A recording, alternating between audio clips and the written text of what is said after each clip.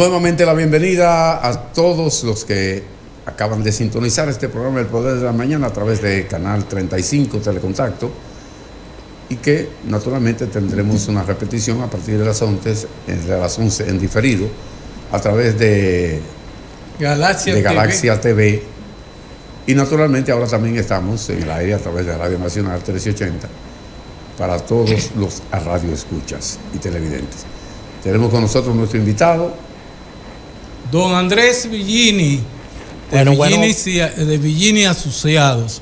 Él es expresidente del Colegio de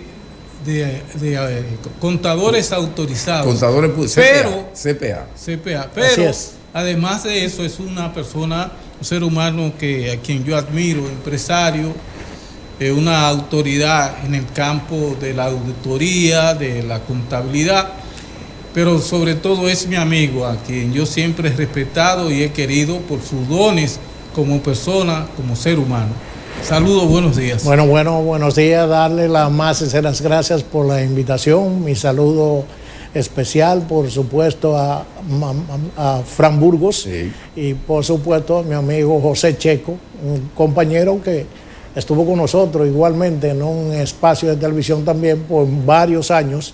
Después nos abandonó con sus razones, que no viene al caso discutir, pero de todas maneras él, como siempre, en sus espacios de televisión aquí y allá, y no solamente eso, sino que también de momento nos visita, nos ha estado acompañando, sobre todo cuando alguien falta en el programa, porque estas son cosas que estamos aquí, pero mañana se nos puede presentar algo y ya no podemos venir, entonces hay que buscar un sustituto. Sabemos y eso ahora, pero mañana no. Eso, así es, eso ha hecho nuestro amigo José con nosotros, y qué bueno tenerle, igual a usted, Fran, decirle que de alguna manera y para lo que nos pudiera necesitar siempre vamos a estar en la mejor disposición.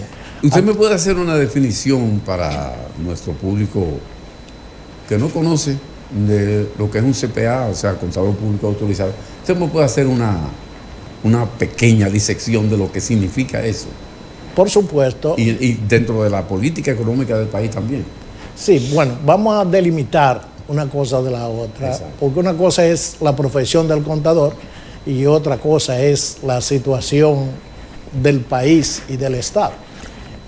Primero voy a comenzar diciendo que contabilidad, como definición, es el lenguaje que hablan las empresas.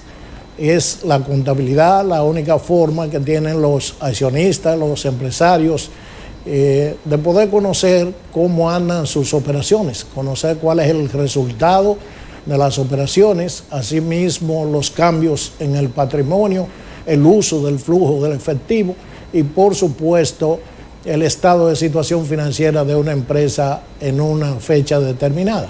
De ahí que hay que decir que tal vez después de tener los recursos invertidos y la empresa como tal, habría que decir que uno de los aspectos más importantes de una empresa es tener un buen departamento de contabilidad.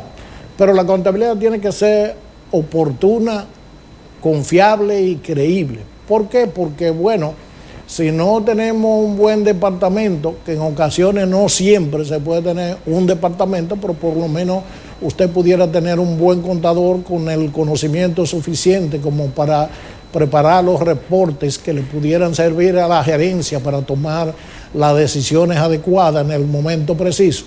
Entonces, bueno, si no se tienen esas cosas, entonces las empresas pudieran adolecer de una situación que en cualquier momento pudieran caer en situaciones difíciles, totalmente diferente a cuando se tiene toda esa información en un momento preciso, que incluso hoy por hoy hay que decir que los bancos, lo primero es que las empresas crecen en la mayoría de los casos sobre la base de financiamientos bancarios, porque no todo el mundo tiene recursos ni lo arriesga aquellos que lo tienen de tener una institución con recursos propios. Entonces regularmente, bueno, invierte una parte, los socios invierten una parte, pero para hacer crecer los negocios, entonces hay que contar con el apoyo de los bancos a través de los préstamos. Ahora los bancos exigen le hacen los préstamos, lógicamente, pero exigen de igual manera organización, exigen informaciones periódicas, y esas informaciones, si no se tiene un buen departamento de contabilidad, se hace un poco difícil. Por eso, hoy por hoy, nosotros como contadores, a mí de manera muy particular, que me tocó ser presidente del Instituto de Contadores Públicos a nivel nacional, y que de alguna manera sigo integrado, a pesar de que mi gestión fue 2010-2012. A pesar de eso, nunca me he sido un gremialista histórico. Nunca he salido de lo que tiene que ver con el quehacer del contador, aparte de que tengo mi propia firma. Pero finalmente, decimos nosotros que la contabilidad es, para concluir con esa parte, la contabilidad es el lenguaje que hablan las empresas. Y ese lenguaje es precisamente el que los bancos requieren y necesitan que se lo presenten. Para ello, entonces, poder interpretar en qué condiciones están esas empresas. Si ameritan y se le puede, entonces otorgar en un momento dado un financiamiento, y si ya lo tienen, cómo entonces exigir que las cosas cambien si no andan bien. Pero si se tiene contabilidad organizada, rara vez esa cosa puede pasar. Dígame usted. O sea que el contador público autorizado, el CPA, es quien habla el lenguaje de las buenas finanzas y de las malas finanzas también. Es correcto. Así es. Porque no solamente son las buenas finanzas. Si fuera así, fueran no, eso sería lo ideal, que siempre sean las buenas finanzas. Pero mal manejo de las finanzas, mejor dicho. Así es. No malas finanzas, sino mal manejo de las finanzas. Bueno, mire, hay una situación en todo esto, y tenemos que decir lo siguiente. Por ejemplo, tendríamos que delimitar lo que se llama, y utilizaba esa misma frase al inicio, lo que se llama el sector privado del sector público. El sector privado, por ejemplo, rara vez hay mal manejo de las finanzas, porque allí los interesados, el sector privado estoy hablando, allí los interesados son exactamente los dueños, y los bancos que exigen informaciones para evaluar si la colocación de sus recursos están en buena mano y si están caminando de manera correcta. Entonces, viéndolo de esa óptica, pues por supuesto que hay un interés muy particular en el caso del sector privado de que las instituciones caminen bien, y por eso regularmente se tienen los departamentos de contabilidad. A veces también se tiene, si no se tiene la posibilidad, porque tenemos que ver también las dimensiones de las empresas, pudiéramos estar hablando de empresa pequeña, empresa mediana y empresa grande. En el caso de la mediana y la grande, no solamente se conforman con tener un departamento de contabilidad, sino que también tienen lo que se llama un departamento de auditoría interna, que es el departamento que, formado por contadores, tiene la obligación y la misión de establecer procedimientos de control en cada una de las actividades que realizan las empresas. Entonces, y todavía no termina ahí, porque entonces, finalizado el periodo fiscal, entonces vienen lo que se llaman las auditorías externas, que las hacen también contadores, desde la óptica de lo que se llama el control externo. Entonces, de ahí que todo ese procedimiento puede de alguna manera casi garantizar un buen manejo. Claro, eso no quiere decir que una empresa no puede caer en una situación difícil, porque pudieran darse, por ejemplo, incluso hasta fenómenos naturales. Exacto. Pudieran darse situaciones que, por ejemplo, perdí mercado, perdí una serie de cosas. Por ejemplo, yo tengo un cliente del que no voy a mencionar, que era suplidor de la Falcon Bridge. Todo el mundo aquí sabe lo que ha pasado con la Falcon Bridge, ¿verdad? Sí. Entonces, resulta que ese era su único cliente. Una persona con una inversión grandísima, tenía su único cliente. Una cuenta por cobrar, ya ustedes saben, altísima. Y a pesar de que nosotros le decíamos, mira, no se pueden poner todos los huevos en una misma canasta. Porque es ilógico. Claro, entonces cualquier cosa pasa. En efecto, ahí vino el problema de Falcon Bridge. la empresa entonces se ve prácticamente paralizada y definitivamente las cosas se complican. Claro, hay todo un equipo grandísimo para hacer lo que se hacía. No está quebrada la empresa, ni creo que vaya a quebrar, pero no está generando beneficio. Ahora, ese fue un tema, un problema que se... Porque ustedes son asesores. Claro. Usted asesora en la toma de decisión. El contador es lo estoy leyendo aquí por la inteligencia ellos tienen su artificial. contadora, entonces nosotros somos los asesores. Sí. Entonces vivimos diciéndole, mira, esto puede pasar. Cuidado. Y finalmente ocurrió el hecho, se está recuperando, gracias a Dios, el cliente con otros clientes que debió haber buscado antes. Pero bueno, claro, estaba tan confiado y era su cliente preferido, era su mina de oro. Sí. Los dominicanos vemos una situación hoy y creemos que es eterna, le pasa a los gobiernos y a los políticos. Es correcto. Pero para concluir con esa parte del sector privado, rara vez se da en el sector privado ese tipo de cosas, salvo que sea por un fenómeno, una cosa que inesperada que se pueda presentar, pero en el día a día regularmente las empresas del sector privado, y vuelvo y digo, de aquellas que están por encima del nivel de medianas empresas, rara vez se dan ese tipo de cosas porque se está permanentemente en la supervisión y en el chequeo de lo que está pasando. Incluso ya yo pudiera decir que casi en la mayoría de los casos ya es mensual, que hay que ver cuál es el resultado. Y si este mes me fue peor que el otro, pero espérate, hay que ver. Hay que ver. Dígame una cosa, es muy difícil que una empresa que necesite un financiamiento para adquirir mercancía, un préstamo de 50 millones, pueda alterar el estado de situación para que los bancos, apoyado en eso, le dé financiamiento, aunque tenga un historial crediticio, aunque tenga buena línea de crédito. ¿Es posible engañar con la alteración del estado de situación? Mira, José, hay de todo en el medio, o sea, y eso ha sido siempre. Ahora bien, el contador público autorizado que tiene fe pública y que tiene fe pública, igual que los abogados, de alguna manera, lo primero que tiene que cumplir con una cosa que se llama el código de ética. Y el código de ética es enfático en el asunto de tú, como profesional de la contabilidad, caer en ese tipo de errores. Ahora bien, sobrevaluar el edificio, sobrevaluar los inmuebles. Bueno, lo del edificio es fácil porque hay una cosa que se llama revaluación. O sea, tú tienes diferentes formas de tú plantear el valor de tus activos. Pero si hablamos del edificio, por ejemplo, tú puedes buscar un perito tasador que te diga cuánto vale esto hoy. Que no es lo mismo que esto te costó 10 millones cuando se hizo, pero debe costar 100. Ahora tú vienes, te buscas y es la recomendación del contador. Bueno, si necesitamos esto, entonces vamos a buscar un perito contador, un perito tasador. Entonces viene el tasador y hace una evaluación de todo esto con todas sus técnicas y sus conocimientos y te dice, esto vale 100 millones de pesos.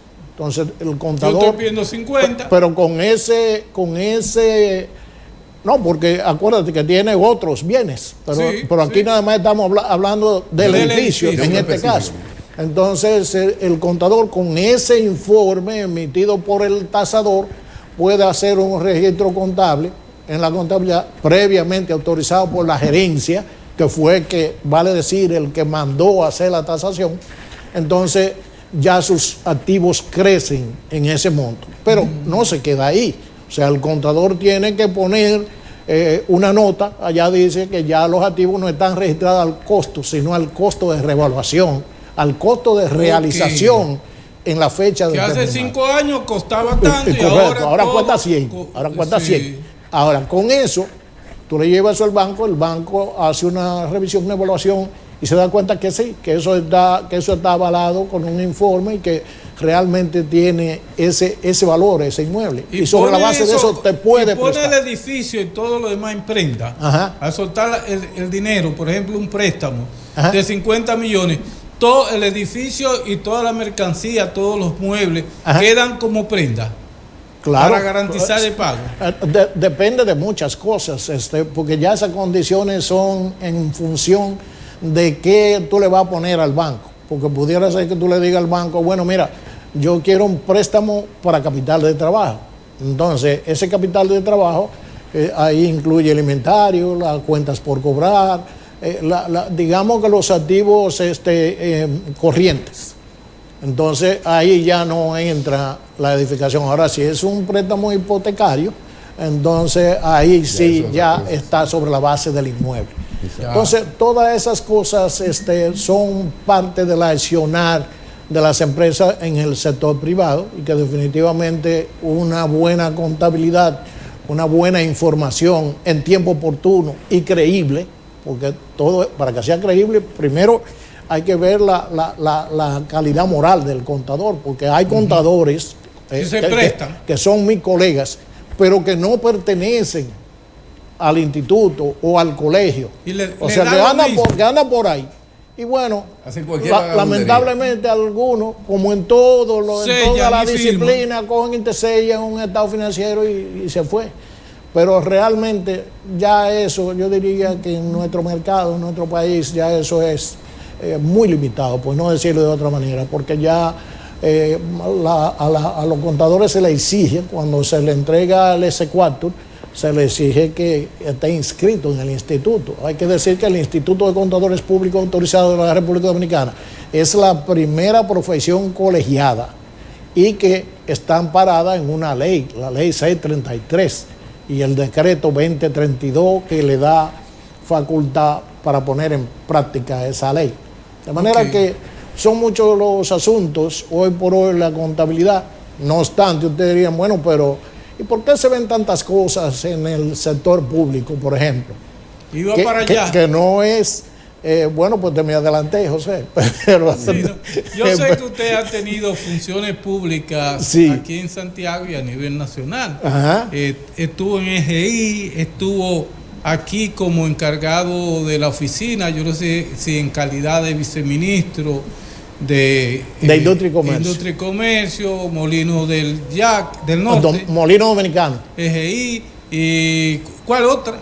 Bueno, yo estuve en Edenorte por unos 5 años, estuve en Industria y Comercio, eso fue aquí en Santiago. Después me tocó estar en Ejejaina y me tocó Molinos Dominicano, allá en Santo Domingo también. Ese historial, digamos, de público, de tener empleos públicos, a usted como que lo ha desengañado un poco de la política. Creo que está en esa tesitura. Por tanto, usted ha hecho referencia ya varias veces en este diálogo de que el sector público es otra cosa. Y a propósito de eso, estoy viendo una serie de hechos de SENASA, de INAVIE. Hay bastante escándalo en el Ministerio de Educación, ahora entró Agricultura, en fin. La administración pública tiene bastante hoyos y yo me pregunto, ¿acaso no tienen ellos controles? En una de esas entidades tan importantes, ¿no tienen ellos un CPA por obligación? Mira, yo diría que más que un CPA. Resulta bien al caso que en el sector público tenemos que hablar de empresas, tenemos que hablar de instituciones, que no es lo mismo. Sí. Tenemos que hablar también de cómo están diseñados los esquemas de esos tipos de cosas, porque, por ejemplo, tenemos las centralizadas, tenemos las descentralizadas, que es donde más cosas se ven, y tenemos también, por supuesto, el tema de las mixtas, que son... ¿De las...? Mixtas, donde el gobierno es dueño del 50% del capital y la inversión privada de otros 50%. Y que vale decir, son casi seguros, no me equivoco, creo al decirlo, son las más organizadas que tiene el país, tan organizadas o más organizadas que el sector privado. A mí me tocó, por ejemplo, participar como comisario de cuentas de Ejejaina. Y yo te puedo decir que para mí eso es un modelo. O sea, yo allí no hay forma de que tú puedas decir se hizo esto, se hizo aquello, salvo que se haga a partir del Consejo, que ahí no hay forma. Lo mismo en Molinos Dominicanos, que también tiene la misma estructura, la misma forma. Allí no hay manera, y allí se cumplen todos los procesos, todos los procedimientos. Por ejemplo, se tiene un departamento de contabilidad, se tiene un departamento de auditoría interna, se tiene la supervisión que son obligaciones del Estado por parte de la Contraloría, se tiene la supervisión, que es un órgano de control interno, y se tiene también la Cámara de Cuentas, que bueno, ya sabemos todas las historias que ha habido ahí, pero se tiene también la Cámara de Cuentas como órgano de control externo. Pero no obstante a eso, también se tienen las auditorías externas de empresas y firmas privadas. Estoy hablando de las mixtas. De las mixtas. A propósito de eso, ¿cómo funciona una auditoría en una empresa? Les voy a poner un ejemplo. Por ejemplo, que yo creo para mí, ¿verdad? Porque yo di una materia que se llama estimado de probables resultados cuando estudié agronomía. O sea, el presupuesto, ¿no? ¿Qué puede resultar de eso? Se lleva una contabilidad al minuto de lo que está pasando económicamente en una empresa, o se deja para un periodo especificado. Mire, en principio pudiéramos decir que se tiene un departamento de contabilidad, que se supone... Yo hablo de la auditoría, ¿no? Sí, allá voy. Se supone que usted tiene un departamento de contabilidad que día a día está registrando las operaciones y que mes por mes debe estar emitiendo un informe de lo que ocurrió en el mes. Ahora, las auditorías son anuales, la auditoría externa, porque hay un proceso que se llama auditoría interna, que es de control, más que otra cosa, más que ver resultados, es de control. ¿Qué quiere decir control? Asegurarse de que todas las operaciones que se realizaron en las instituciones están debidamente registradas en tiempo oportuno y de manera correcta. Ese es el trabajo de auditoría interna. Ahora, la externa hace una auditoría regularmente anual. Ya se estila mucho en el sector privado, sobre todo, hacer lo que se llama el interim, que es una auditoría de medio tiempo, a los 6 meses, pero lo correcto es para cierre fiscal. ¿Y es completa esa auditoría de medio tiempo? Sí, claro, todo menos que no tiene el propósito fiscal. Okay. O sea, no es para propósito de presentarle resultados al Estado, para fines de pago de impuestos. Sí. Entonces, en el caso de las auditorías anuales, hay su procedimiento para verificar que todo lo que dice los estados financieros realmente son la realidad de lo que ocurrió. Porque, por ejemplo, hoy por hoy tenemos un control que se llama las informaciones que hay que mandarle a la DGI, por ejemplo, y eso ha ayudado muchísimo para poder hacer una auditoría confiable. Usted tiene que mandarle a la DGI en tiempo real las informaciones de las facturaciones, costos y gastos, importaciones de lo que usted hace todos los días. Usted hizo una factura ahora de 10 pesos y en el mismo momento que usted la está imprimiendo, ya la información la tiene la DGI. O sea, inmediatamente entonces, es llevada, configurada en la informática y llevada... Ya está allá. Sí, porque usted tiene lo que llamábamos antes un cartapacio específico de su empresa, de su entidad, en la auditoría de la DGI. Es correcto. Ya ahora eso es en línea. Eso está inmediatamente. Entonces, ¿qué ocurre? Cuando yo voy claro, eso no me exime a mí de hacer revisiones de todo lo que está ahí, porque toda la información después yo tengo que asegurarme de que cada cosa de esa está soportada. ¿Qué es soportada? Bueno, yo le mandé a la DGI que yo facturé tal cosa, pero ¿por qué lo facturé? Entonces, esa es la parte que tengo que ver. Ahora, en monto, yo digo que mandé 50 millones en el año. Eso está allá. Entonces, si mis libros libros de mi cliente difieren de ese monto, aquí hay un problema. A revisar. Aquí hay un problema que hay que buscarlo, hay que ver por qué se produjo. ¿Dónde hay una fuga? Exactamente. ¿Dónde hay un superávit? ¿Por qué se produjo?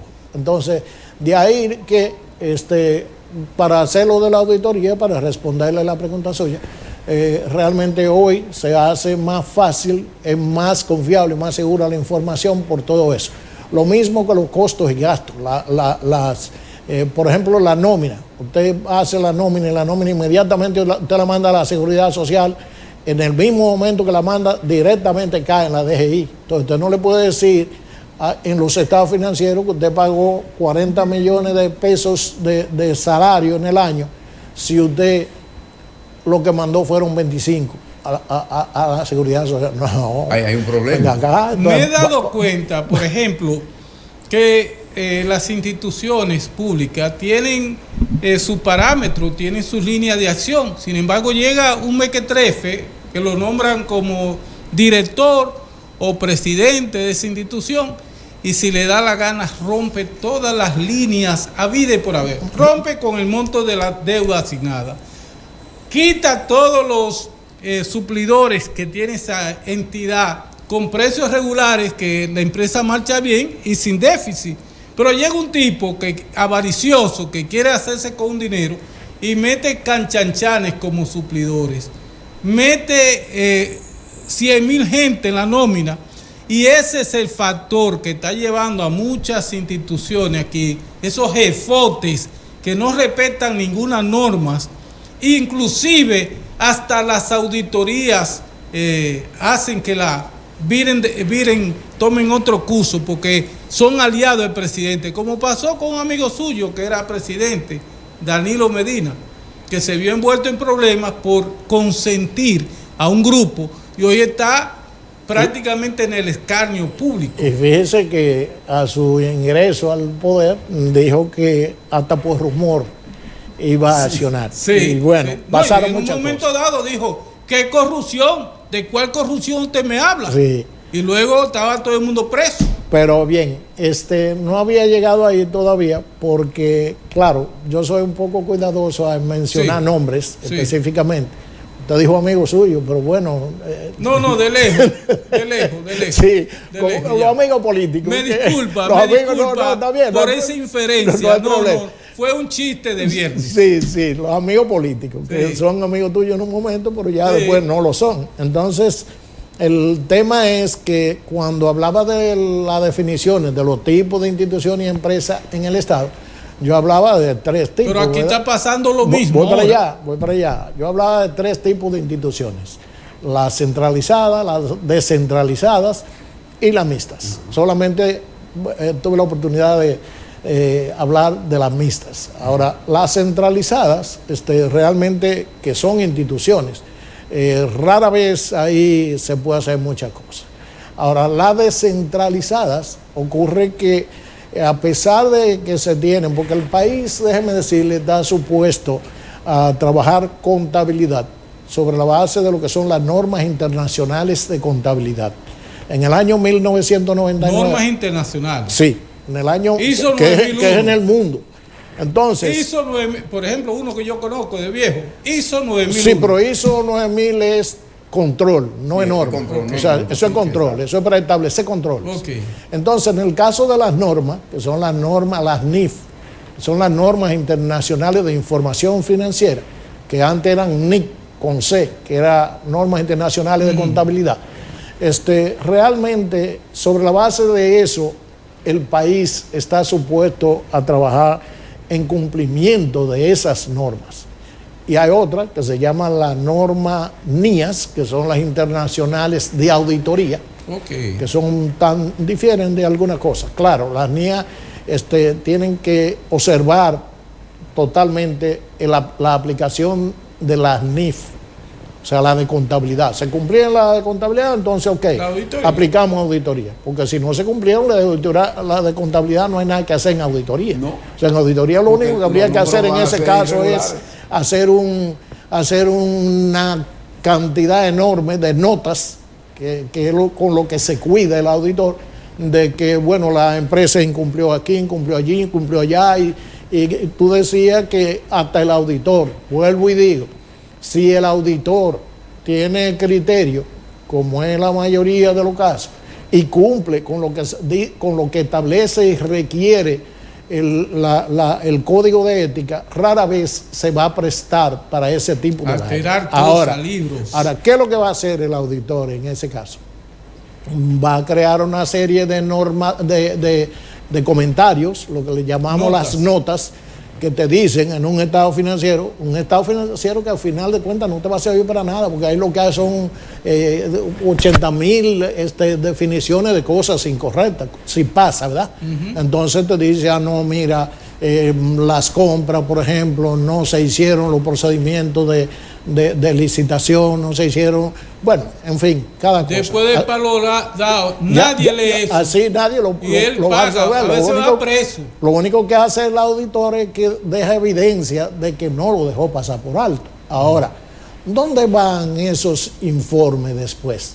¿Quién los recibe? Porque, como decías tú, se ha dado y se sigue dando, porque se ha vuelto una cultura. Tenemos que, desgraciadamente, decir que esa realidad que hemos tenido en los últimos años, bueno, diría yo desde hace ya muchísimos años, donde pasa de todo. Entonces vienen personas a dirigir las empresas o tienen la posibilidad de tener el apoyo de más arriba y imponen en las empresas la norma que ellos quieren que funcione.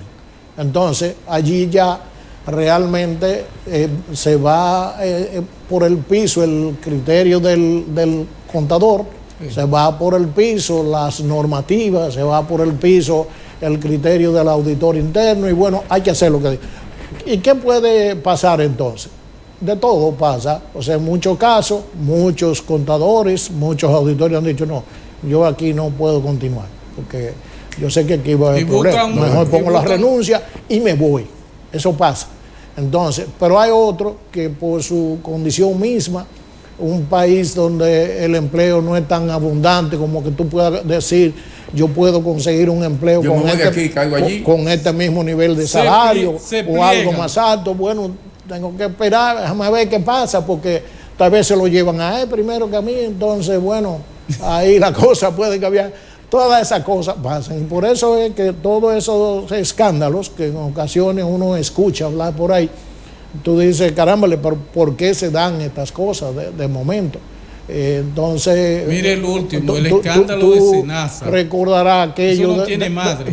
De los tucanos, pero por ejemplo, por poner un ejemplo, y quién se supone que apoyaba toda esa vaina. Entonces, porque este es el otro detalle. Entonces es así como se dan los temas en el sector público. Es lamentable, y por más que tú veas, y vienen los gobiernos, y uno viene, otro van, y cada vez que viene alguien dice, no, ese tema de la corrupción, eso es cero de aquí para allá. Pero a los 2 o 3, porque... Todos lo dicen. Todos lo dicen, pero no lo hacen. Porque entre una y otra cosa... Lo arropan el anillo, claro, y comienzan a decirle, presidente, eso políticamente no le conviene. Claro, así es. Porque mire, el otro que estaba ahí hacía eso y eso. Eso es así. En este no gobierno, pasó nada. En este gobierno, por ejemplo, ¿cuántos han sido los casos? Muchísimos. Milagro habló de 300 casos. Muchísimos son los casos. ¿Qué se ha hecho? Entonces tú dirás, bueno, ahorita vendrá otro gobierno y va a comenzar a hacer lo mismo que hicieron esto con los morados, van a comenzar a hacer lo mismo con muchos de ellos. Pero el que venga va a hacer lo mismo otra vez. Sí. O sea, no se van a poner los correctivos que haya necesario. Es que a pesar de que todos los procedimientos están ahí, no hay nada por inventar, las leyes están todas, todo está escrito, todo está hecho. Si hubiera, ayer yo veía al presidente del Salvador, a Nayib Bukele. A Nayib, ¿qué le llama? Sí, Nayib Bukele. Él hablaba y hacía una serie de comentarios de eso mismo, del asunto de la corrupción administrativa. Y yo no sé por qué, ni idea yo tengo de por qué cuando lo ponían a él haciendo esa mención, ahí salen los últimos 4 presidentes de la República Dominicana, incluyendo el que tenemos. Sí. Entonces yo digo, bueno, pero si será que están de alguna manera tratando de endigarle a República Dominicana o trapolar lo que él está diciendo a lo que ha pasado a República Dominicana, incluyendo a los presidentes que hemos tenido y que tenemos. Sí. Entonces tú dices, bueno, tal vez la llegada de un Nayib Bukele a República Dominicana, pero eso será obra del Espíritu Santo. Mire, yo quisiera preguntarle a usted su análisis. Usted es un comentarista, pero además es un analista de la economía. Estas medidas que ha tomado el Banco Central para controlar el manejo de las divisas, y que ya veo que se están levantando críticas porque es una especie de corral lo que se ha hecho, que hay que vaya buscando $10,000 o 10,000 euros, va a tener que explicar el dinero que lleva para comprar eso. Entonces, como que se altera un poco la confianza en el mercado, porque antes lo que hacía el gobernador del Banco Central es que inundaba el mercado con dólares para que hubiera suficiente dólar y se aplacaba la escasez, pero parece que eso ni las medidas de redescuento, no, ¿cómo le llaman esto? Lo que la banca el encaje, la liberación del encaje legal. Sí, 81,000 millones, ha servido de poco. ¿Usted está al tanto de las nuevas medidas que ha tomado el Banco Central para controlar la divisa? El Banco Central había anunciado varias medidas para tratar de controlar el tema del alza del dólar, de la tasa de dólar. Y si observa el periódico de hoy, ahí te está diciendo que entre las medidas que van a poner en práctica será que todo el que vaya a requerir una partida de $10,000 o 10,000 euros tiene que reportar al Banco Central, lo mismo que tú estás diciendo. Yo pienso que eso es normal. Pero resulta que esa medida, de alguna manera, que yo la veo bien, porque si no hay una especie de control en el tema de la tasa, la situación se sigue complicando, porque en la misma medida en que se incrementa la tasa del dólar, en esa misma medida la economía en general tiene sus efectos, porque aquí todo camina sobre la base de dólar. Aquí lo único que tenemos es el nombre de peso dominicano, después todo está dolarizado. Exacto. Tanto así que tú vas a cualquier negocito por ahí, por pequeño que sea, a $2,000, a $10,000, lo que es dólar. Entonces, cuando tú ves eso, en la medida que sube la tasa, se sube todo, inclusive la canasta familiar. Y tú dices, bueno, y yo decía que hasta productos que de alguna manera no tienen ningún componente de dólar, va a resultar que también se sube. ¿Y por qué? Bueno, porque resulta que el tipo que tiene el inventario ahí, que lo compró hace qué sé yo cuánto tiempo, cuando te lo va a vender, lo compró a 2, pero ahora ya te lo vende a 20, porque él dice, ¿y cómo lo repongo si lo vendo a 2? ¿Con qué lo voy a reponer? Entonces eso significa que todo se incrementa. Entonces, para poder controlar ese asunto hay que poner medidas. Cuando se puso la de la liberación de los 81,000 millones de pesos para eso, yo digo, claro, no es que uno ni tengo el conocimiento ni la posibilidad hay que guardar la distancia, ¿verdad?, de querer ponerme en los zapatos del gobernador del Banco Central y de la Junta Monetaria, pero de alguna manera cuando tú ves aquella cosa, tú dices 81,000 millones de pesos a la economía. Ahorita va a resultar que todo el mundo va a andar demandando pesos para demandar dólar. O sea, cogiendo esos pesos para demandar dólar y guardar. Entonces, ¿cuál va a ser el efecto? Subir el dólar. Porque no hay. Claro, porque inmediatamente se escasea la moneda. Porque el dólar. La ley de oferta y demanda. Claro, escúcheme, pero el dólar es un producto cualquiera, es una mercancía cualquiera. Entonces, en la misma medida en que se escasea, que hay escasez, en esa misma medida se sube. Bien. Entonces, todo eso tiene su incidencia en todo esto. La verdad que yo creo que en los últimos días, sobre todo, se le ha ido complicando, por no decirlo de otra manera, porque la tendencia, o sea, hemos ido marcando récords todos los días, O sea, el de hoy rompe el de ayer y de ayer antes de ayer, pero nunca habíamos llegado de ahí. O sea, en el año 1961, hasta el año 1984, la tasa del dólar aquí era 1 por 1. Un dólar era un peso. Era lo mismo. Ahora, a partir de ahí, comienzan a complicarse la cosa y fíjate cómo vamos ya en el año que estamos, a cuánto anda el dólar. Pero mire una cosa, le voy a hacer la pregunta. En 1973, Richard Nixon, presidente a la sazón de Estados Unidos, que renunció ese mismo año, sí, correcto, cambió la paridad del dólar, que era, la paridad era el oro. La República Dominicana para ese tiempo también tenía la paridad del oro. ¿Cuál ha sido la ventaja? O sea, ¿cuáles han sido las ventajas y las desventajas del cambio de la paridad de la moneda nuestra y el cambio de la moneda norteamericana? Ahora mismo el dólar no tiene ninguna sustentación. Que no hay nada que diga, bueno, la guerra sustenta el dólar. Pero en el caso nuestro, de República Dominicana, un país en crecimiento, porque hay que decirlo que sí, ¿cuál es el efecto que tiene ese cambio de paridad de la moneda nuestra? Bueno, mire, se supone que a partir de esa decisión en ese momento, se supone que los países, y en el caso particular nuestro, República Dominicana, que a pesar de que se supone que tenemos muchísimo oro por ahí, pero bueno, ya ustedes también conocen que eso es otra historia, pero en materia de la representación de la deuda, yo no sé si eterna o externa, ya yo cuando voy a decir el término como que medio me confundo, porque de manera es la externa, bueno, pero se volvió eterna. Las dos cosas. Tiene la doble condición, condición, ¿verdad? Entonces, a partir de ahí se supone entonces la deuda externa es eterna.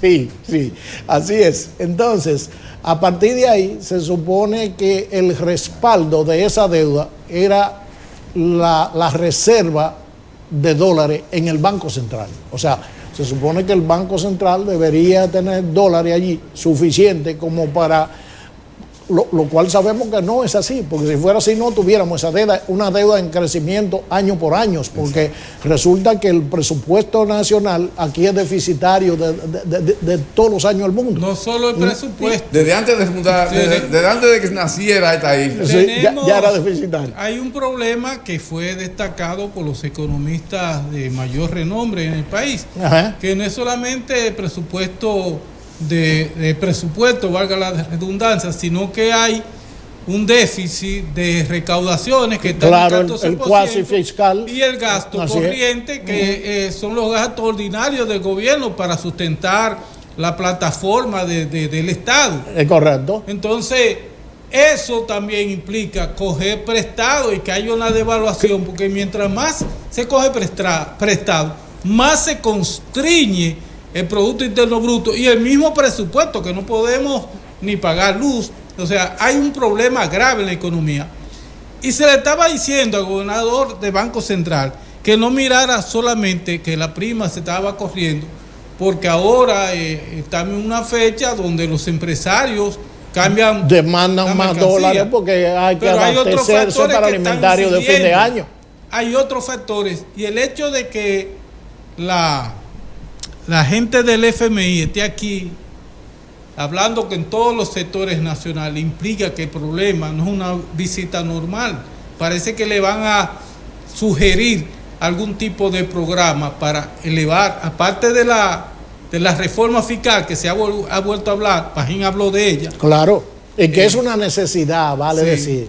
Usted dirá, bueno, usted está loco. No, yo tengo tiempo ya diciendo eso de que esa reforma fiscal, que debería ser una reforma fiscal integral, que mucha gente tampoco entiende en el término de por qué fiscal integral. Bueno, porque tiene que tocar a todos los sectores, para que el que más tiene, más pague. Y definitivamente que no sea nada más a lo mismo que pagan, porque al final de cuentas estamos matando a la gallina de huevo de oro. Sí. Pero definitivamente esa reforma es necesaria. Con respecto al tema de la demanda de dólar, yo creo que es el momento, por eso mismo, del abastecimiento de los productos de la temporada navideña, pero tenemos también las visitas salimos de una visita del Fondo Monetario, pero vienen por ahí casi ya otra vez. Y eso no es pura casualidad, eso es porque es preocupación. Hay cosas que hay que resolver. Ahora, ¿qué esperamos que ocurra con eso? Que no sea exactamente algo así como aquello que pasó en el año 1982, cuando el fondo vino y dijo hay que poner el ITEVIS, que aquí no teníamos ITEVIS. Sí, le tocó a Salvador claro, en el 82, que no teníamos ITEVIS. Fue ahí que nació, por una recomendación del fondo. Entre otras cosas, eran 8. Un 8. Entre otras cosas que también se recomendaron, pero lo que rebosó el vaso fue el tema del ITEVIS. Y ya ustedes saben lo que pasó en aquel momento. Semana Santa, que todo claro, hay muchísimo más conciencia. Hay una población que, como nosotros, los más adultos, ya sabemos que hay una necesidad que hay que cumplir, porque si tú en tu casa produces 100 pesos diarios, tú no puedes consumir 110, porque va a terminar mal. Sí. Entonces, hay que comenzar a ordenar la casa, hay que comenzar a hacer las cosas para que de alguna manera tengamos la posibilidad de que mañana tengamos un país mejor. Porque yo no sé qué le estamos dejando a los hijos y a los nietos.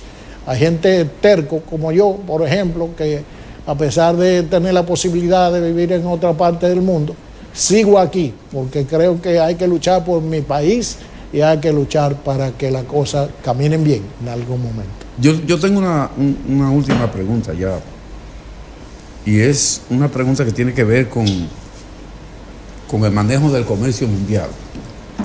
Los grandes capitales, que no podemos llamarle peregrinos porque son capitales que están dedicados precisamente a eso, a subvencionar a los gobiernos, ¿tienen alguna presión hacia ese gobierno a que para poder prestarles tienen que mantener el comercio internacional?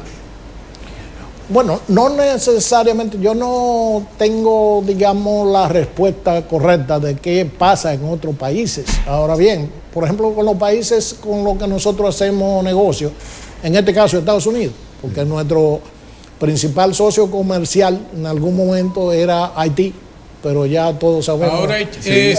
Ahora es la India. Sí, nuestro segundo socio comercial. Pero realmente, sí, pero eso todavía no lo podemos ver así, José, porque eso yo diría que momentáneo. Circunstancial. O sea, estamos a título de prueba con esa cosa, pero nuestro socio comercial real es Estados Unidos.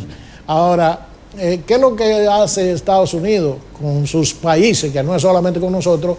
Es que, claro, te facilito recursos, te facilito lo mismo que hace el fondo, que es Estados Unidos a la sazón.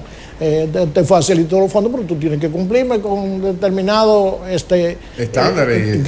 Exacto. Claro, un estándar, coger préstamos. Así es. Es un estándar obligado. Así es. Bosch decía que el FMI era el policía crediticio de Estados Unidos. Sí, así es. O sea, mire, no hay otra cosa que se pueda hacer en bienestar de que este país surja como el ave fénix. Es un cliché, pero viene acaso de su ceniza, porque yo veo que aquí hay un déficit incontrolable de las EDES y por ahí como que no se ha encontrado. Ponen a un señor Marrancini ahí, que yo digo es poner el gato a cuidar la carne. Ahí se van más de 100.000 millones de pesos y yo no sé cuánto se va. Pero, por ejemplo, las exenciones. Por ejemplo, el déficit que tenemos en los impuestos, que hay no se puede cobrar un 43% del ITEVIS, un 40% de impuestos sobre la renta. ¿Por qué el país no acciona hacia ese sector que no paga impuestos y que muchos tampoco pagan energía? Entonces, como que el país no está bien administrado en ese sector, porque no se hace ningún esfuerzo por recobrar lo que no pagan impuestos. Se le da un montón de dinero a Zona Franca, los mineros, las iglesias, las universidades, y hay demasiado, yo diría, dinero que se regala. 22 mil millones de pesos a los diputados para que los regalen. 44 mil millones de pesos el Poder Ejecutivo para lo que es ayuda social, todo eso en momentos como este se debe analizar y cortar y entender que debe todo el mundo que tenga un negocio pagar los impuestos, pero no se hace. Mira, José, yo pienso que tú has dado la explicación, porque tú has abordado diferentes temas, envuelto en un solo tema, claro está, pero de alguna manera ha hablado de una serie de cosas, porque habría que cementarlo para tú poder decir, bueno, aquí qué pasa, allí qué pasa, y por esto y esto. Por ejemplo, cuando hablamos de los impuestos que se dejan de cobrar, los impuestos, resulta bien al caso que el impuesto del ITEVIS, por decir algo, es el que menos puede evadir la población. Los impuestos directos no hay forma de evadirlo, porque tú tienes que pagarlo. Cuando tú vas a comprar una menta ahí en la esquina, ya tú estás pagando impuestos y tú no te puedes deshacer de eso. Tú no le puedes decir al tipo de la menta, no, mira, fíjate que antes, cuando comenzamos con el tema de las impresoras fiscales, sobre todo en los supermercados, tú ibas al supermercado y tú hacías una compra, qué sé yo, 5,000, 6,000 pesos. Y la muchacha te preguntaba, ¿con comprobante o sin comprobante? Todavía te dicen eso. Sí. Bueno, ¿qué entendía el comprador, yo como consumidor? Que cuando ella me dice sin comprobante, van a dejar de reportar eso, pero eso no se puede, porque desde el mismo momento que ella pasa el pago por la impresora fiscal, ya esa información está llegando allá en el mismo momento. Eso es en línea. Entonces, eso te quiere decir que los impuestos directos no hay forma de evadirlo. Ahora, los impuestos indirectos aquí, históricamente, desde los años de Balaguer, por allá en el 60, a partir de que sale Trujillo, yo no sé qué pasaba de ahí para allá, pero de Trujillo para acá, el tema de los impuestos indirectos, que son el impuesto sobre la renta, el impuesto a la propiedad, el impuesto a una serie de vainas.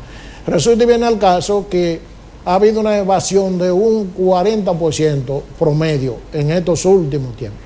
¿Qué pasa con eso? Bueno, diríamos que ha sido negligencia de la administración tributaria, más sin embargo, en los últimos años yo diría que ellos han venido haciendo una serie de pasos, han venido controlando y ese número habrá de bajar significativamente en los próximos años por todos estos procedimientos que han ido poniendo en práctica, como es el caso de los comprobantes y todo este tipo de cosas. En el caso de las eléctricos, que es uno de los grandes problemas, el gran problema de este país históricamente ha sido el tema, ese déficit del sector eléctrico que se lleva todos los millones del mundo.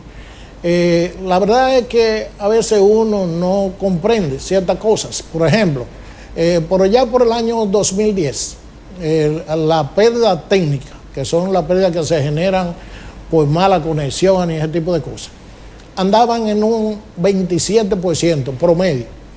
Ahora andan en el 42%.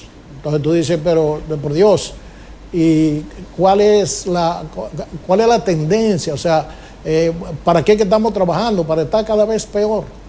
Pero no obstante a eso, vi una noticia ayer que decía que al sector eléctrico le van a dar, no recuerdo si un año, las compras por emergencia, en sistema de emergencia. Obviando los 340. Todos ustedes saben que emergencia significa el momento en el que hay situaciones que hay déficit de oferta de los productos y servicios, donde hay una catástrofe nacional, hay un problema de tipo natural, situaciones como esa en las que tú no puedes estar esperando para hacer las compras de lo que tú necesitas para que la cosa funcione. Bueno, ya tuvimos, por ejemplo, de eso, claro, lo del sí, 19. Así es. Entonces, esas cosas, cuando ocurre eso, entonces tú no tienes que cumplir con ningún procedimiento de control.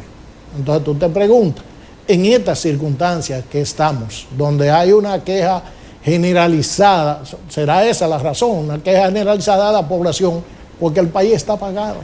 Es como pudiéramos decir que el país ha colapsado en materia de energía eléctrica.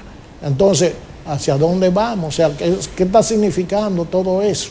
O sea, debería ser que se le ponga más presión para que las cosas funcionen, en vez de tú flojarle las obras. Entonces, así son las diferentes cosas en el sector público, y sobre todo tú piensas, bueno, habrá que de alguna manera esperar que los gobiernos de alguna forma pongan en cada caso. Yo decía, bueno, yo recuerdo que por allá por el año 2005 aquí se trajeron, teníamos primero un tema con unos españoles ahí que se llamaba Unión Afanosa, que no afanaba con nada más que con llevarse su cuarto. Luego vino el gobierno, readquirió las acciones de Unión Fenosa y se trajeron, por ejemplo, para las sedes, se trajeron administradores extranjeros. En el caso de Norte, aquí se trajo unos peruanos, que vale decir, muchos de ellos hicieron un gran trabajo, pero después vinieron otros cambios, porque eso es la administración pública. El nuevo libro. ¿Cómo es? El nuevo librito a aplicar. Sí. Entonces, así son las cosas. O sea, no hay, por ejemplo, yo diría que aquí con sus conocimientos reconocidos casi por toda la sociedad, salvo el caso de el gobernador del Banco Central, que ha sido tal vez el único funcionario que ha permanecido ahí en todos los gobiernos después de Hipólito y con y antes de él también, y con sus luces y sus sombras, más luces que sombras, pero ha hecho un trabajo excelente sin duda alguna, y por eso permanece ahí. Ahora, en los otros sectores no hemos tenido esa continuidad de Estado, que debería ser lo correcto, que cuando tú obtienes un funcionario que te haga el trabajo y lo haga bien y en tiempo oportuno, entonces déjalo, no importa que sea del gobierno que sea, porque los gobiernos no son para estarle dando nada a nadie, es para el que haga la cosa bien, porque es un país que esté bien lo que necesitamos. El sectarismo político. Integro en esta parte, saludando. Mire, teniéndolo usted aquí, yo creo que sería un desperdicio no preguntarle sobre lo que significa una institución que tiene que ver precisamente con esa veeduría, ese seguimiento y sobre todo rendición de cuentas. En los últimos años, las cámaras de cuentas, a propósito, ha estado en el centro de debate y cuestionamiento. Desde su experiencia, sabiendo el conocimiento vasto que usted tiene en el área, ¿cuál debe ser el verdadero rol de esa institución en la rendición de cuentas del Estado, que es tan reclamada, que es tan esperada? Sin embargo, hemos visto el fracaso de las últimas direcciones de la Cámara de Cuentas. Mira, la Cámara de Cuentas no está para recibir rendiciones de cuentas. La Cámara de Cuentas es el órgano persecutor externo del Estado, dígase el órgano que está supuesto a revisar que las diferentes instituciones hicieron lo que tenían que hacer. Ahora bien, si se detectan debilidades y anomalías en las instituciones, entonces la Cámara de Cuentas está llamada a preparar el informe que corresponde y enviárselo a la PECA. ¿Cómo que llama eso? La Procuraduría Especializada de Corrupción. Correcto, la Procuraduría. Entonces es ahí donde realmente se deben aplicar los procedimientos que establece la ley según la gravedad del caso. Pero realmente yo diría que en este país no es mucho lo que se ha hecho en esa materia, y peor aún. ¿Necesitaría la Cámara de Cuentas una adecuación, una reestructuración, un nuevo reglamento, reorientación para que cumpla el rol que se espera de bueno, mira, recientemente tú sabes que cambiaron la Cámara de Cuentas, que había tenido todos los problemas las del caras, mundo, porque ahí hubieron las caras de la Cámara de Cuentas. Dice alguien que la Cámara de Cuentos. Pero bueno, el asunto es que con todo lo que ocurrió ahí en todo ese tiempo, que la verdad muchas personas no entendimos cómo eso prevaleció a pesar de las cosas que se dieron, cómo dejaron que eso se alargara tanto el problema. Habiéndose elegido una nueva cámara, que ahora vale decir, hay una señora ahí que fue mi profesora en algún momento. Inma Polanco. Inma Polanco. Yo hice en algún momento un diplomado y ella era profesora mía.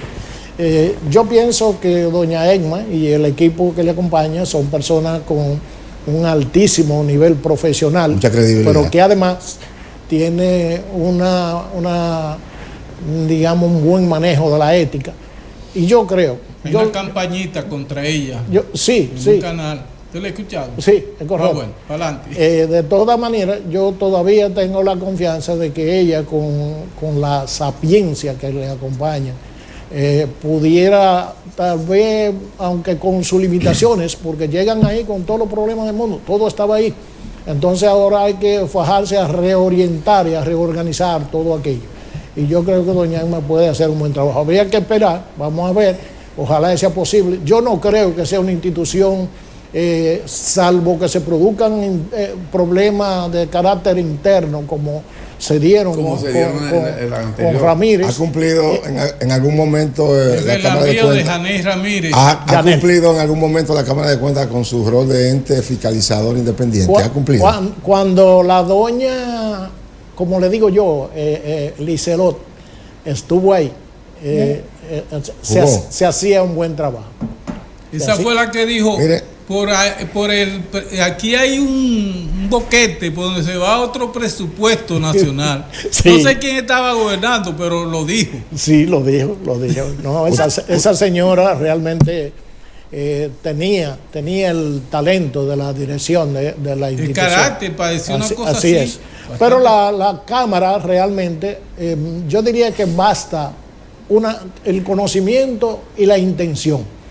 Porque resulta que si usted tiene el conocimiento, eso es contabilidad y auditoría. Sí. Entonces, si usted sabe de eso, o sea, cualquier persona con el conocimiento de esos asuntos, y por eso hablo de doña Egma, que realmente a mí me consta que es una persona muy bien preparada, pero al final de cuentas, con el conocimiento y un buen manejo profesional para manejar gente, porque ese es otro tema, Sí. Ese es otro tema bastante complicado, que manejar personas, y sobre todo a ese nivel donde todo el mundo se cree que, y peor aún, pero si vino con una recomendación de alguien política, se hacen los locos a veces, tienen el conocimiento, todas las competencias, sin embargo, las líneas políticas hacen que se hacen los locos y quedan muy parados. Hemos visto cómo han salido las últimas, vimos la de La Vega, la reciente de Hanoi, o sea, realmente hay un tema, pero hay un rol que yo creo que es estelar, y usted ha señalado en varios puntos de la entrevista,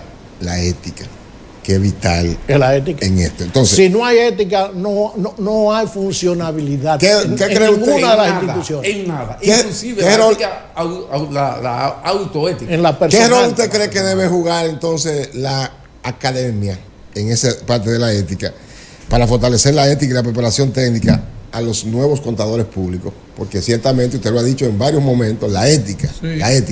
¿Qué rol debe jugar la academia para darle a esos nuevos contadores públicos esas herramientas éticas? Porque la ética, lamentablemente, la academia no es que se da.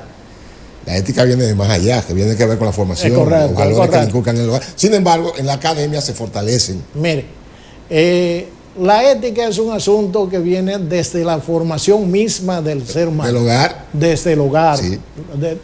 Cómo se comporta su padre y su madre, por ejemplo. Y de ahí cómo lo forman a usted. Y después de eso, usted llega ya a lo que se llama las escuelas, pero tampoco en las escuelas este tema de la ética. Incluso yo he sido un crítico desde hace muchísimo tiempo del tema de que en nuestro país, en las escuelas, se daba una materia que se llamaba moral y cívica. Yo no sé... Que se habla de que ya se va a retomar. Dicho sea de paso, usted puede decir, bueno, eso no es ética. Sí, tiene mucho que ver con la ética. Sí, está totalmente relacionado una cosa con otra. Muy conectada. Pero llegó un sabio, de esos que aparecen en ocasiones, y entendió que eso no era necesario. Esa pendejada. Qué daño. Sí, eso hay que quitarlo de ahí. Eso fue lo peor que se le pudo haber hecho a la educación dominicana. Y usted dice lo peor, ¿Sí? Y la verdad es que se queda corto eso, porque los problemas que tenemos ahora mismo son debidos por la falta de ética y la moral. Cívica, y la moral. Y mucho tiene que ver. Entonces, ¿qué estamos haciendo? Nosotros, como instituto, ya olvidándonos del reto, o sea, visto que nuestro gremio tiene como obligación formar a los contadores públicos, entonces nosotros tenemos un plan de formación de ética. Bueno, usted entra a la página del instituto, ahí está toda la información que tiene que ver con la ética profesional, porque como decíamos, la ética no es un tema de la profesión contable, no, es de toda la disciplina. De todo, en todo. Y de todo el mundo, sí, hasta de las personas físicas. Sí. Ahora, nosotros tenemos que vigilar por la ética del contador público y nosotros tenemos eso. En todos nuestros eventos, bueno, voy de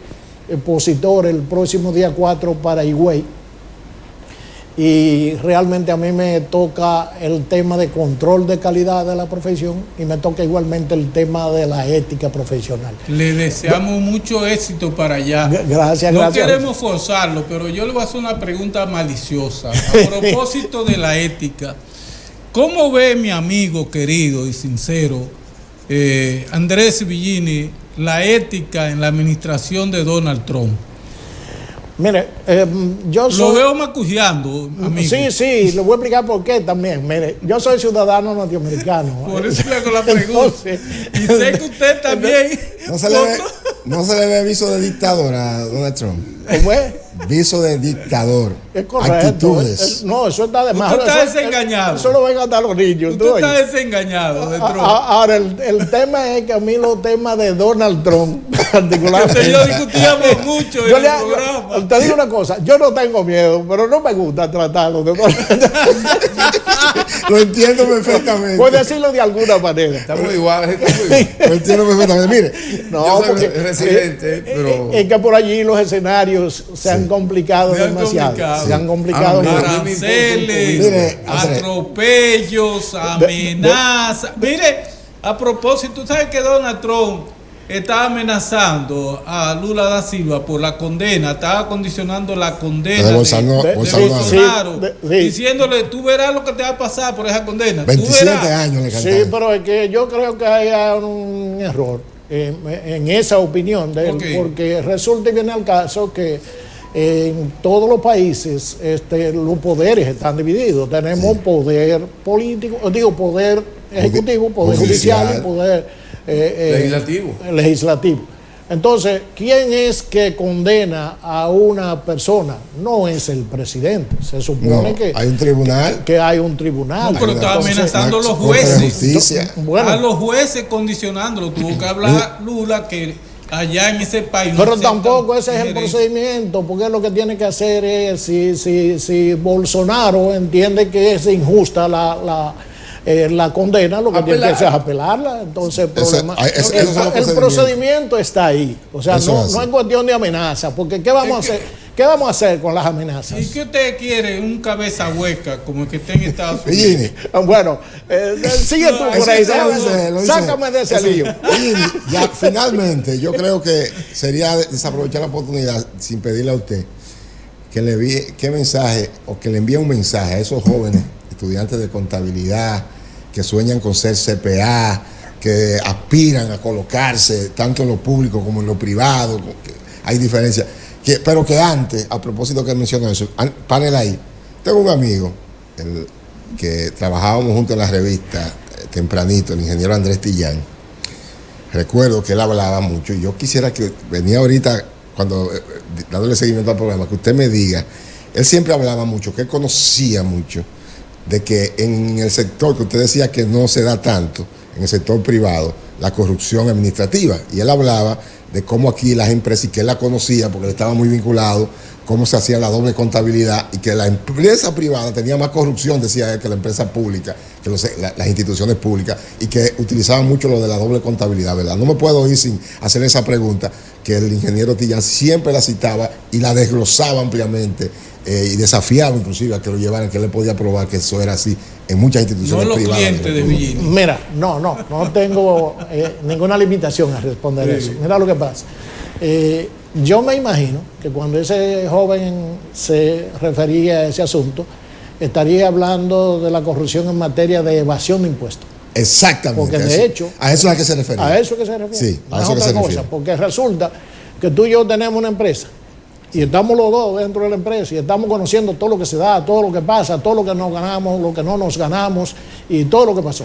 No puede haber corrupción porque tú y yo tenemos que estar de acuerdo en lo que hacemos. O sea, ahora, ¿a dónde se presenta la corrupción? Que al momento de pagar los impuestos, entonces resulta que tienen que buscar, andan buscando, bueno, andaban, porque ya se ha limitado muchísimo eso está casi eliminado. Buscando formas de tú cargar gastos, registrar partidas que no existen para que me baje el impuesto a pagar. Eso es lo que se hacía. Y eso es corrupción, porque incluso sí. la ley 155-17 establece claramente que la evasión fiscal es criminal y es parte del entramado. Sí, del crimen organizado en materia de lo que se llama la evasión de impuestos. Me imagino que él se refería a esa parte. Que hacían una contabilidad y presentaban otra. Sí, eso era una práctica. Y llevaban doble contabilidad. Sí, eso era una práctica. El caso de Vanity. Pero déjame decir, no, ese es otro caso. Pero realmente, en aquellos tiempos, o sea, los contadores hacían ese tipo de cosas porque no había una conciencia, no había un rol, no se conocía exactamente la responsabilidad. No es tan común hoy. O sea, entonces, simplemente pudiera ser que fuera un contador que simplemente estaba graduado en una universidad, pero no estaba inscrito en el instituto, no conocía lo que era su verdadero rol social. Mira, yo, por ejemplo, por poner el ejemplo más cerca, yo desde que un par de años después que terminé mi carrera, a mí me tocó trabajar en el Grupo Bermúdez, en las empresas del Grupo Bermúdez. Y bueno, allá me pusieron a mí el mote de recaudador de impuestos. Oh. Sí, todos los dueños de Bermúdez. Y es porque si había que pagar 10 pesos, no es que si paga 10. 3, ahorita eso le va a causar un problema. Entonces no, es 10. Usted discutía con poco. Sí, pero había un concepto claro, primero profesional y después de la ética. Yo no me presto para esa vaina. Incluso José conoce mi oficina y allá yo he votado muchos clientecitos que han ido allá, que después han querido, ay no, que yo no puedo pagar, no, usted no puede estar aquí. qué raro que usted no lo han postulado para la Cámara de Cuentas. Aquí no cabe. ¿Usted no ha postulado? No lo han postulado nunca. Nunca. A mí No, me porque consta. mira lo que pasa. En Cámara de Cuentas, cuando doña Liceló estuvo ahí, yo era muy amigo de doña Liceló. A pesar de que políticamente no andábamos en la misma línea, pero yo era muy amigo de ella. Incluso yo estoy inscrito como institución allá en la Cámara. Después, cuando vino este muchacho ¿quién fue que vino después? No recuerdo, pero bueno, cuando vino Yanel, ya a mí no me interesaba eso, no me interesaban puestos políticos porque había pasado por algunos y realmente mi experiencia no fue buena. Decía un amigo puertoplateño que por cierto murió y dice, la gente seria no puede estar en política, usted no sirve para eso, deje esa vaina. Usted citó ahorita lo de cuando le preguntan que uno compra en los supermercados con comprobante fiscal, usted decía que eso queda registrado. Esa es una pregunta que el pueblo se hace, que yo me la hago. Me preguntan con comprobante, yo digo sí o no. En términos de mi contabilidad, ¿qué me conviene más? Decir con comprobante, decir qué beneficio yo tengo. Si digo con comprobante, ya yo como usuario. No, porque si tú tienes una empresa, sin importar el tamaño, si tú reportas y tú haces tu reporte, entonces tú tienes que decir sí siempre, porque siempre. Tú vas a recibir y si yo soy un comprobante fiscal, discúlpame, que con ese comprobante tú vas a reportar el gasto. Y si yo reporto como persona física, si reporta como persona física también, solo que ahí hay un tema, porque por ejemplo, si tú compras el arroz de consumo de tu casa, eso no aplica para eso. ¿Qué aplica? Entonces, ¿dónde me conviene al ciudadano decir que hace ese ejercicio como nosotros que tenemos como porque tú lo que tienes que hacer es segregar después, o sea, de las cosas que tienen que ver con tu actividad, porque acuérdate que el impuesto está totalmente ligado directamente. Por ejemplo, si yo compro cámara, ya ahí claro que eso tiene que pedir. Si yo preparo claro, eso tú no lo vas a pedir en un supermercado. No. Imagínate que tú tienes una oficinita, vamos a decir eso. Sí. Y estoy diciendo le estoy poniendo el calificativo de pequeñita.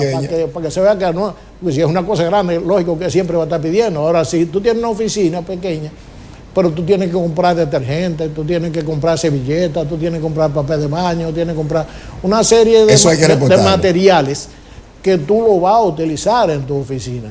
Entonces, esos materiales, cuando tú lo compras en tu supermercado, que vale decir, la recomendación es que lo separe de que cuando compre el arroz, entonces a esa factura de esos materiales, de cosas gastables. ¿Y si lo ligo, qué pasa? Si lo liga, lo puede registrar separado en tu oficina. O sea, la contabilidad que tú llevas, bueno, la 30 libras de arroz que te costó 10,000 pesos, que yo no sé cuánto cuesta esa vaina, pero bueno, ponte tú 10,000 pesos. ¿Y qué beneficio yo tengo? ¿Alguna retroalimentación?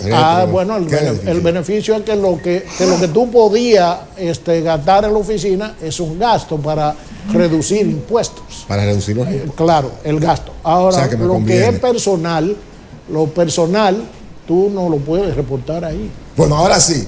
¿Qué mensaje usted le enviaría, Concha? Bueno, yo le diría a esos estudiantes. A mí me consta que las empresas evadían impuestos. O yo hablo mucho, a ustedes les ha gustado. Mucho. Está bien, está todo bien. La vamos a cortar porque el tiempo, pero si no, todavía tomamos otra hora. Para no abusar de su tiempo. Ya hemos abusado. A mí me consta que sí, que antes las empresas evadían impuestos. Porque yo llevaba un sobre, yo era un cobrador en los años 70 de una empresa reconocida, y había un funcionario de apellido Blanco cuando Renta Interna estaba ahí en la restauración. Sí. En la parte superior estaba ahí, y yo con mucho disimulo decía con España. Y le entregaba los papeles por otro lado, la liquidación de la empresa. Entonces, ciertamente antes las empresas tenían una cultura de no pagar impuestos, porque yo era un emisario que llevaba un sobre. Así es. Bueno, le voy a decir una cosa, nada más se pagaba el seguro social.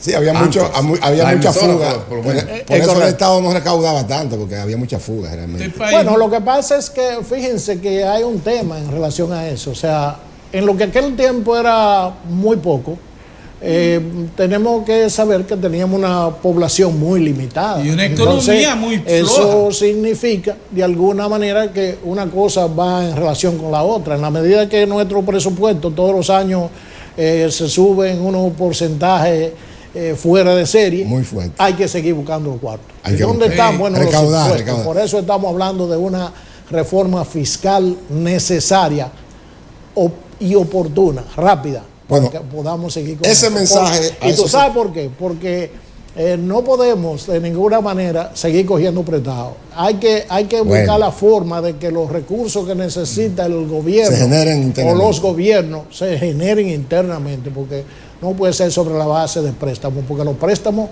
nos están llevando a la ruina. Hoy por hoy tenemos el 46.7% de nuestro Producto Bruto Interno dedicado a la deuda externa. Y eso no puede ser posible.